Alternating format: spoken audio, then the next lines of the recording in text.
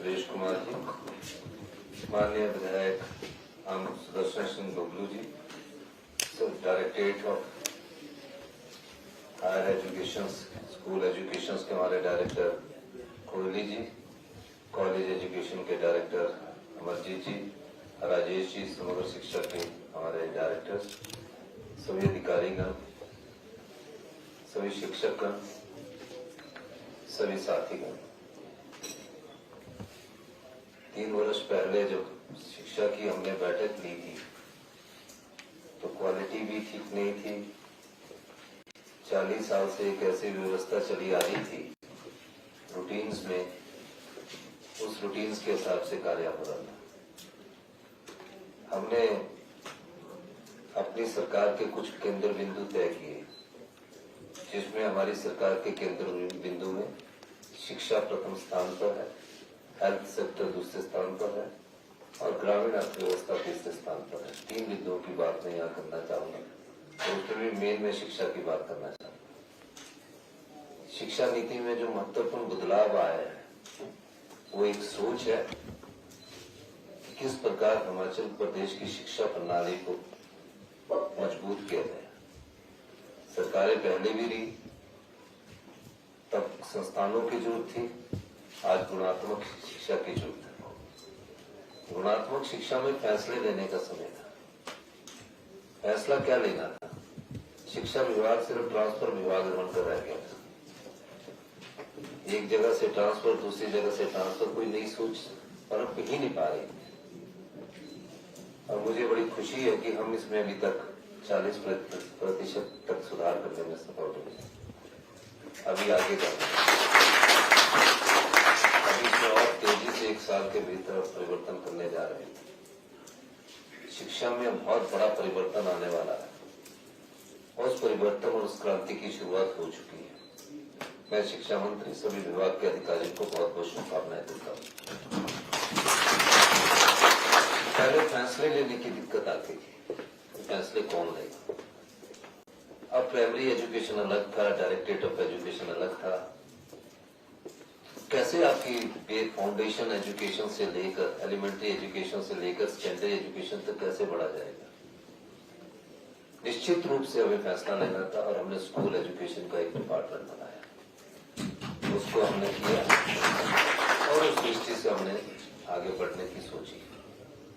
उससे पहले भी हमने फैसले लिए कि हमें शिक्षा संस्थान की नोटिफिकेशन, सेकेंडरी स्कूल खोलना है, प्राइमरी स्कूल खोलना है, वो करने में कोई दिक्कत नहीं है। एक टीचर को उठाएंगे, दूसरे स्कूल में भेज देंगे, उससे शिक्षा के स्तर में सुधार नहीं हो सकता। नई सोच, नई चुनौतियों के साथ हमें आगे बढ़ना है और मेरा मानना है कि 2032 तक हिंदुस्तान में हिमाचल प्रदेश की जो शिक्षा प्रणाली होगी वो पूरे हिंदुस्तान की नंबर 1 पर ही आएगी। फाउंडेशन हमने रखी है। बच्चों में आत्मविश्वास की कमी होती है जो सरकारी स्कूल में पढ़ते हैं। असर की रिपोर्ट में प्राइवेट स्कूलों का भी बहुत बड़ा हाथ है, मैं ये बात कहना चाहूंगा आपको। तो थोड़ा सा सरकारी स्कूलों को सोचना पड़ेगा। प्राइवेट स्कूल्स का बहुत बड़ा कंट्रीब्यूशन असर की रिपोर्ट में है। मैं पिछले कल ही एक आर्टिकल पढ़ रहा था कि शिक्षा के स्तर में बुनियादी स्तर पर हमें कहाँ कमियां पाई गई है। बुनियादी स्तर में हमने देखा कि जो प्राइवेट स्कूल है उसमें पहली सी कक्षा से इंग्लिश मीडियम स्टार्ट हो जाता था और सरकारी स्कूलों में पहली कक्षा से इंग्लिश मीडियम स्टार्ट नहीं होता था। हमने पहली कक्षा से इंग्लिश मीडियम की शुरुआत की। इंग्लिश मीडियम की शुरुआत करने के बाद ऐसा पाया गया कि बच्चों को उसको सीखने में बहुत दिक्कत आ रही है, इसमें कोई दो राय नहीं। और जब इंग्लिश मीडियम में पढ़ना हो तो और दिक्कत आ रही है, क्योंकि उनकी फाउंडेशन ही इतनी मजबूत नहीं है और आपने 6 से भी इंग्लिश मीडियम में उसके सब्जेक्ट लगा दिए। मैं बच्चों से जाके मिलता हूँ और हमेशा पूछता हूँ कि क्या करना है। सरकारी स्कूलों की शिक्षा प्रणाली में बहुत महत्वपूर्ण सुधार की जरूरत है और उस महत्वपूर्ण सुधार में कौन से सुधार करने चाहिए? प्राइमरी एजुकेशन की कम में गए तो कई जगह 5 बच्चे हैं, टीचर 4 है। माननीय शिक्षा मंत्री जी से मेरी बात हुई, पिछली गवर्नमेंट के 600 स्कूल खोल दिए गए, टीचर की नियुक्ति नहीं की गई। हमने और शिक्षा मंत्री जी ने बैठ के सबसे पहले टीचरों की नियुक्ति की और एक फैसला करना था। यहाँ एक स्कूल बंद करना राजनीतिक मुद्दा बन जाता था। हमने स्कूलों का मर्जर किया, टीचरों का भी हमने रैशनलाइजेशन की और हम आगे बढ़े और साथ साथ ही टीचरों को प्रमोशन भी देते रहे और उनकी पोस्टें भी क्रिएट करते थे। फिर क्वालिटी का कैंपस की बात है। कैंपस की क्वालिटी ही अच्छी नहीं होगी तो बच्चा क्या सीख कर जाएगा। मैं गगरेट में एक एयरपोर्ट पर उतरा, हेलीपैड में उसके वॉशरूम में गया तो बहुत गंदा वॉशरूम था, प्रिंसिपल का अच्छा था। अब ये क्या भावना को प्रदर्शित करता था, इस दृष्टिकोण से भी उन्होंने उसमें काफी सुधार किया और पहली बार राजीव गांधी डे बोर्डिंग स्कूलों की कल्पना की गई। Rajiv Gandhi day boarding school दो प्रकार की सोच से विकसित हुआ है। एक तो बच्चे स्टंटेड पैदा हो रहे हैं, आपने देखा ना बेटियां कैसे कमजोर है, वेटेज है, उनको क्या दे रहे हैं। मिड डे मील का मतलब ये नहीं है कि हम उनको सिर्फ दिन में दोपहर में दे रहे, पर क्या कितनी न्यूट्रिशन वैल्यू है उसमें, कभी हमने सोचा। उस दृष्टि से मैंने अभी 2 महीने पहले एक न्यूट्रिशन डिपार्टमेंट खुलवाने की बात की है, फूड सेफ्टी और हेल्थ में न्यूट्रिशन।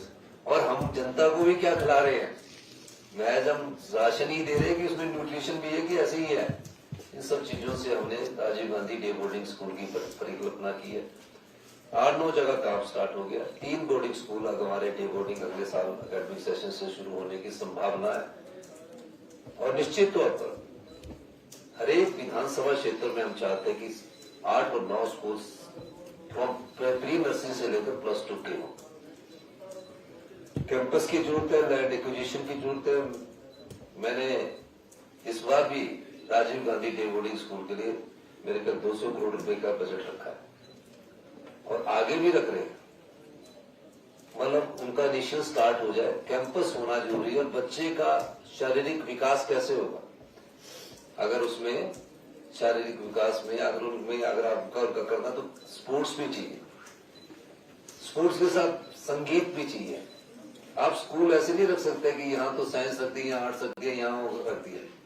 स्कूल की परिकल्पना ही पिछले 40 साल से ऐसी बिगड़ गई है कि स्कूल होने पर बच्चों को किसी को संगीत में रुचि है, किसी को खेलने में रुचि है, किसी को एक्सपोजर में आपस में बातचीत करने में रुचि है। इस दृष्टिकोण से Rajiv Gandhi day boarding school की परिकल्पना की है। दूसरा फिर सीबीएसई स्कूल करने की बात है। सीबीएसई स्कूल में ऐसा नहीं कि हमारे टीचर अच्छे नहीं है, कंपीट करके आए हैं, कंपटीशन के थ्रू आए हैं, पढ़ाना जानते हैं। मैं प्राइवेट स्कूलों का विरोध नहीं करता, लेकिन प्राइवेट स्कूलों में जो टीचर पढ़ाते हैं वो सिर्फ कैंपस का गुड लुकिंग और ड्रेस कोड के हिसाब से उनको बच्चों को पढ़ाने के लिए भेजते हैं, जबकि हमारे टीचर तो मेरिटोरियस टीचर्स है, फिर भी उनके रिजल्ट्स रहते हैं। कहीं ना कहीं क्वालिटी में हमारा कंप्रोमाइज किया गया। हम उस दृष्टिकोण से भी बहुत आगे बढ़ रहे हैं और मेरा मानना है कि 2032 तक हर एक विधानसभा क्षेत्र में 8 और 9 स्कूल प्री नर्सरी से लेकर +2 के होंगे, बेस्ट कैंपस इंडिया के होंगे, ऐसा हम सोचकर चल रहे हैं। और इस कैंपस के स्कूल में जो एक स्कूल होगा, चाहे सीबीएसई होगा चाहे कुछ होगा, उसमें सभी सब्जेक्ट होंगे और सभी सब्जेक्ट में स्पोर्ट्स का सब्जेक्ट भी होगा। एक मैं ये बात इसलिए कहना चाहता हूँ कि कोरोना का बहाना मान के हमने स्कूल में ऑनलाइन स्टार्ट कर दी, उसमें जरूरत कोरोना के काल में थी, ऑनलाइन की जरूरत थी। लेकिन आज के समय में हमारे डिजिटल युग में बच्चों को मोबाइल ले जाने की में थोड़ी हमें इस बारे में विचार करना करेगा। और इस अगले एकेडमिक सेशन से प्री नर्सरी से लेकर +2 के बच्चों को हम मोबाइल ले जाने पर स्कूल कैंपस के अंदर बैन करने जा रहे हैं। जो हमने सोचा है, हम आईपैड दे सकते हैं और जिन स्कूलों को हम बेस्ट करने जा रहे हैं वहां हम जैमर भी लगाने जा रहे हैं। और जो टीचर होंगे वो भी अपना मोबाइल अपने स्टाफ रूम में रख सकते हैं, अपने बैग में रख सकते हैं। ये इसलिए भी बहुत जरूरी हो गया है कि बच्चा बातचीत ही नहीं कर पा रहा है, उसकी जेब में मोबाइल है तो वो अपने मोबाइल पर जा रहा है और झूठा ही परोसा जा रहा है। तो जब बच्चे हम भी सरकारी स्कूल में पढ़े, जब हम बच्चे होते थे तो एक के साथ बात करते थे, दूसरे के साथ बात करते थे। बात करने से हमारी जो संस्कृति और संस्कार है वो विकसित होता है।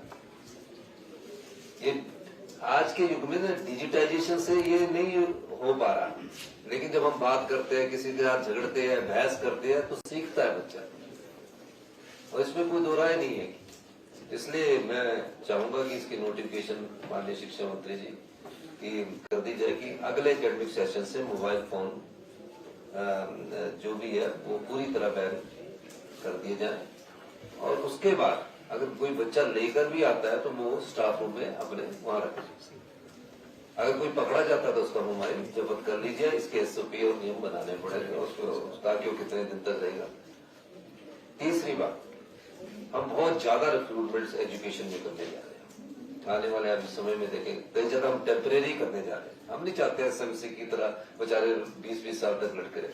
दो प्रकार से हम शिक्षा क्षेत्र में बदलाव करने जा रहे हैं। एक तो हम टेम्परेरी करेंगे 5 साल के लिए, ताकि जिन सब्जेक्ट की हमको जरूरत है, बाकी हम रेगुलर जो बैच वाइज और कंपटीशन के थ्रू वो पोस्टें भी हम डेवलप करने जा रहे हैं।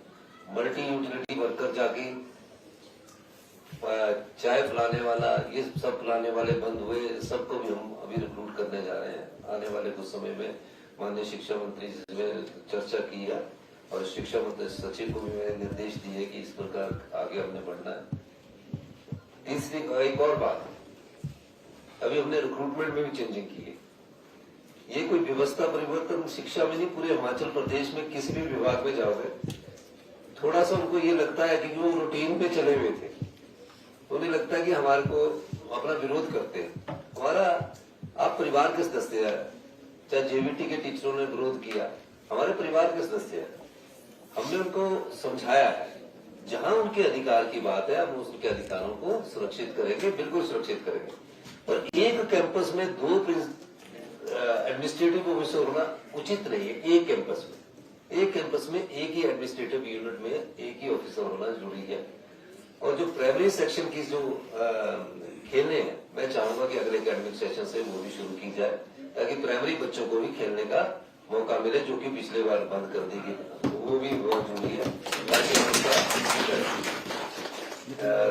वो बच्चे भी हमारे आगे बढ़ सके।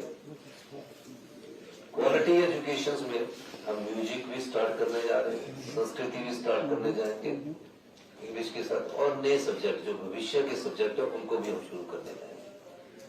एक कैंपस में अगर 40-50 टीचर भी होंगे, उनकी अपनी वार्तालाप भी उनको भी सीखने का मौका देती है।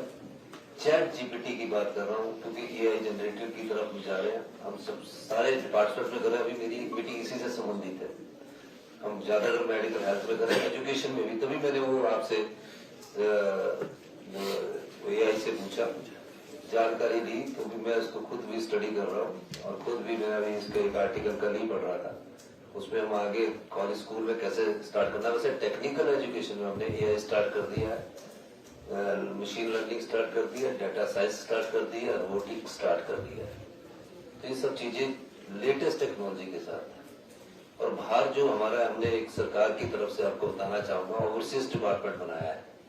जो बाहर जाने वाले बच्चे हैं, जैसे हमारा अभी हमारी सरकार को लाइसेंस मिला है बाहर जाने वाले बच्चों के लिए, और इलेक्ट्रॉनिक्स डिपार्टमेंट को, तो उन्होंने कौन से कोर्स बोले हैं उनको भी हम आपके वोकेशनल के द्वारा स्टार्ट करने जाएंगे। मेरा मानना है कि हम 32 में अभी हमारा, क्योंकि पहले साल तो हमको ही समझने में लग गया। मुझे शिक्षा मंत्री जी ने काफी बैठकें की कि हमने करना क्या है, और करने के साथ फिर फैसला भी लेना होता है। जब फैसला ही लोगे तो जो मर्जी करो। हम किसी को तंग करने के लिए थोड़ी आए हैं। हमारे फैसले तो आप लोगों के लिए हितकारी होंगे, भविष्य के युवाओं के लिए हितकारी होंगे। हमारे फैसले आमले की स्वाद की तरह है। जब आमला खाते हो ना, तो थोड़ा सा उसका कड़वा स्वाद आता है, और बाद में उसका धीरे धीरे मीठा लगने लगता है। तो अभी आपने शिक्षा विभाग में देखा ना कि हमने जो फैसले किए उसका स्वाद अब मीठा आने लगा है। शिक्षा के क्षेत्र में किसी भी प्रकार की कोई पैसे की कोई कमी नहीं है। ये ठीक है, जब कोई स्वरूप एक ढर्रे का बदला जाता है, और 40 साल से एक स्वरूप होता तो उसमें कुछ कठिनाइयां जरूर आती है, लेकिन कोई भी सरकार जब होती है उसका मतलब ये होता है कि अच्छा किया जाए, और हम फैसले लेने में ज्यादा विश्वास करते हैं। तो हम फैसले ले रहे हैं, और सबसे ज्यादा सहयोग हमको शिक्षा विभाग से मिल रहा है, ताकि सबसे बड़ी यूनियन आपकी है, और मैं यूनियन वालों का भी धन्यवाद करूंगा। आप हमारे फैसलों के साथ खड़े हैं, हमारे फैसलों में आप साथ दे रहे हैं। कई जगह आप भी विरोध कर देते हो, वो आपका अधिकार है लोकतंत्र में, क्योंकि कुछ बातें आप भी हमको अच्छी बताते हो, आपसे सीखते हैं हम। ऐसा नहीं है कि हम आपसे सीखते नहीं, आपके फैसलों से हम सीखते हैं। कोई ना कोई छोटा बच्चा भी हमको सिखाता है। हम सरकार में ये सोच के चले कि हम 5 साल आए और रूटीन गवर्नमेंट में बैठे रहे, आते रहे और जाते रहे, तो ये समाज के साथ भी धोखा होगा, जो जिस विभाग का मंत्री उनके साथ भी धोखा होगा, और हिमाचल प्रदेश की 75% जनता के साथ भी धोखा होगा। हमें अच्छा करना है और हम अच्छा करने के लिए आए, और हम आने वाले समय में अगले 1 साल में और तेजी से शिक्षा विभाग में फैसले लेंगे, पर आपके सहयोग के बगैर वो फैसले नहीं फलीभूत हो सकते हैं। आपका सहयोग चाहिए, और खासकर टेक्नोलॉजी बहुत जरूरी है। टेक्नोलॉजी बहुत जरूरी है, और टेक्नोलॉजी में हम डिजिटाइजेशन ब्लैक बोर्ड्स की तरफ गए, सब जगह गए, समग्र शिक्षा में काफी कुछ हमने किया है। जो आने वाले समय में मर्जर ऑफ स्कूल भी बहुत जरूरी है। अब हम 20,000 स्कूल खोलते, उसको कोई फायदा नहीं।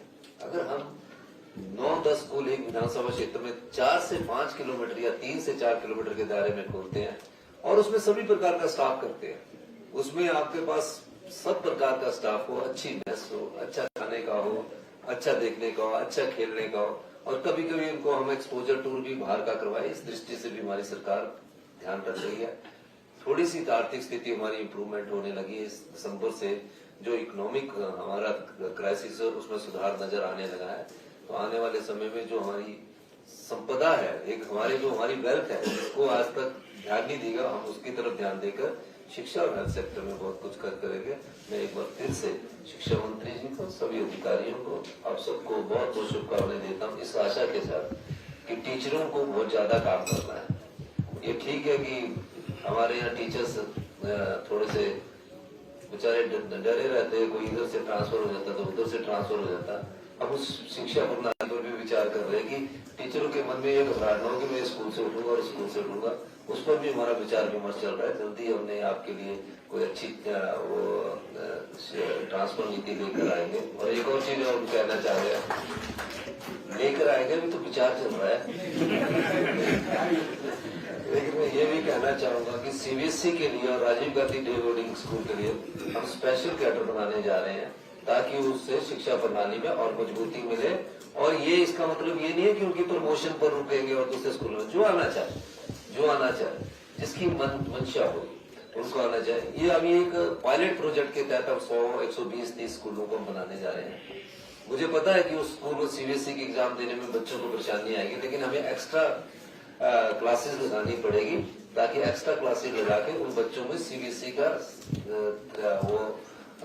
का कॉन्फिडेंस बिल्डअप हो। लेकिन कुछ डिस्ट्रिक्ट में बहुत ज्यादा सीबीएसई है, कुछ में बहुत कम है, तो वहाँ प्रॉब्लम आएगी। इन्हीं शब्दों के साथ मैं शिक्षा विभाग के सभी अधिकारियों का, कर्मचारियों का बहुत बहुत धन्यवाद करता हूँ।